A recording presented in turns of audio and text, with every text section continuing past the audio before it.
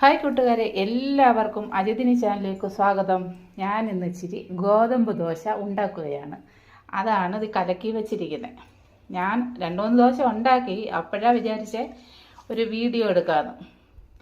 എന്ന് സെൽഫിയല്ലേ എടുക്കുന്നേ, ഇന്ന് ഇതുപോലെ എടുക്കാമെന്ന് വിചാരിച്ച്. അപ്പോൾ ഞാൻ ഉണ്ടാക്കുന്ന ഗോതമ്പ് ദോശയ്ക്ക് കലക്കി വെക്കുന്നത് ഇതുപോലാണ്. നിങ്ങൾ ഇതുപോലാണ് കലക്കി വെക്കുന്നത്? ഞാൻ ഇതുപോലെ കലക്കി വെക്കുന്നത്. ഞാൻ ദോശ ഉണ്ടാക്കിയാലേ, ഗോതമ്പ് ദോശ ഉണ്ടാക്കിയാൽ ഇതുപോലിരിക്കും. കണ്ടോ? നിങ്ങളുണ്ടാക്കി ഇതുപോലിരിക്കുമോ? ട്രൈ ചെയ്ത് നോക്കണം കേട്ടോ. ഞാൻ ഗോതമ്പിനകത്ത് കുറച്ച് അരിപ്പൊടിയും കൂടി ഇടും, എന്നിട്ടാണ് ഇത് ഉണ്ടാക്കുന്നത്. അതുകൊണ്ടാണ് ഇതുപോലിരിക്കുന്നത്. നിങ്ങൾ ഈ വളുവളായിരിക്കുന്നതിന്, ഗോതമ്പ് മാത്രമാകുമ്പോൾ വളുവളാന്നിരിക്കും. അതിന് ഞാൻ ഇച്ചിരി അരിപ്പൊടിയും കൂടെ ചേർക്കും. അപ്പോൾ ഇതുപോലെ കിട്ടും. ഇതാണ് എൻ്റെ ചെറിയ അടുക്കള.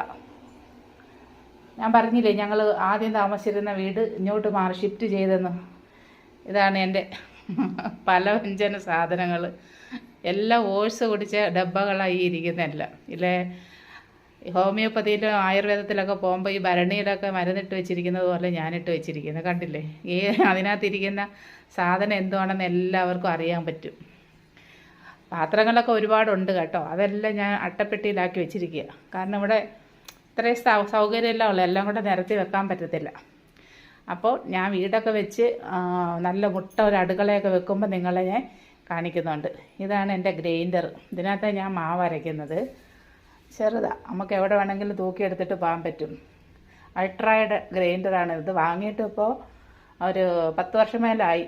ഒരു കുഴപ്പമൊന്നും ഉണ്ടായിട്ടില്ല. അതുപോലെയാണ് എൻ്റെ ബട്ടർഫ്ലൈ മിക്സി. പക്ഷേ ബട്ടർഫ്ലൈയെക്കാട്ടും എനിക്കിഷ്ടം നമ്മുടെ പ്രീതിയാണ്. അത് ഒരുപാട് നാൾ നിൽക്കും. ബട്ടർഫ്ലൈ ചുമ്മാ ഈ ചക്കപ്പന്തൻ്റെ കൂട്ടി ഇരിക്കുന്നതേ ഉള്ളൂ. അങ്ങനെ എൻ്റെ ചെറിയ അടുക്കള നിങ്ങൾ കണ്ടോ? ഇതൊക്കെയാണ് പൂണ്ടൊക്കെയാണ്ട് ഒരിച്ച് വെച്ചിരിക്കുക. ഓരോന്നിനും ഓരോ ഡബ്ബ കൊടുത്തിട്ട് വെച്ചിരിക്കുക. സൗകര്യം കുറവല്ലേ, അതുകൊണ്ട് ഇങ്ങനെയൊക്കെ ഇട്ട് വെക്കുന്നത്. അപ്പോൾ നിങ്ങളിനി ഇതുപോലെ ചെയ്യണം കേട്ടോ. ഈ ദോശ കലക്കുമ്പോഴേ ഇച്ചിരി അരിപ്പൊടിയോ അല്ലെന്നുണ്ടെങ്കിൽ മൈദ വേണ്ട. മൈദ നമുക്ക് ശരീരത്തിനൊക്കെ ദോഷമാണെന്നല്ലേ പറയുന്നത്. അരിപ്പൊടി ഇട്ടാൽ മതി. ഞാൻ അരിപ്പൊടി ഇടുന്നത്. അപ്പോൾ എല്ലാവരും ട്രൈ ചെയ്ത് നോക്കണം കേട്ടോ. പിന്നെ ഞാൻ നമ്മുടെ നാട്ടിൽ നിന്ന് വാങ്ങിയിട്ട് വന്ന പുട്ടുകൂടെ ഇല്ലിരിക്കുന്നത്. അതിനകത്താണ് പുട്ടുണ്ടാക്കുന്നത്. ഇത് ഇഡ്ഡലി കുക്കർ നമ്മുടെ നാട്ടിൽ നിന്ന് മേടിച്ചുകൊണ്ട് വന്നതാണ്. ഞാൻ സ്റ്റീമറായിട്ട് തോന്നുന്നു. അവിടെ സ്റ്റീമർ ഇരിക്കുന്നുണ്ട് ചെറുത്. പക്ഷെ അത് ഓൺലൈനിൽ വാങ്ങുമ്പോൾ ഉണ്ടല്ലേ വലുതായിരുന്നു, നല്ല മുട്ടനായിരുന്നു. വീട്ടിൽ കൊണ്ടുവന്നപ്പോൾ കാണാൻ ഇച്ചിരിയുണ്ട്, ഒരു ശകലമേ അധികം ഉണ്ടാക്കാൻ പറ്റത്തുള്ളൂ. പിന്നെ വന്നിട്ട്